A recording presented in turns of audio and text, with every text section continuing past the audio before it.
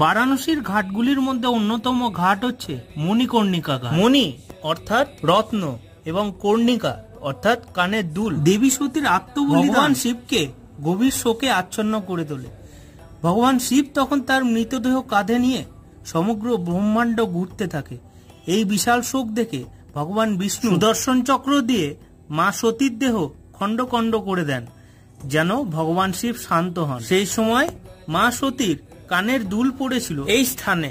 আশ্চর্যের বিষয়, এখানে চিতার আগুন কখনো নেবে না, দিন রাত জ্বলতে থাকে সেই চিরন্তন। কারণ যিনি এখানে একবার দেহত্যাগ করেন তিনি সাক্ষাৎ মোক্ষ লাভ পান। এটাই এমন এক স্থান যেখানে মৃত্যু নয়, মুক্তির বার্তা নিয়ে আসে মা গঙ্গার প্রতিটি ঢেউ। এবং এই স্থান হলো এক আধ্যাত্মিক সেতু জীবন ও অনন্তের মাঝে।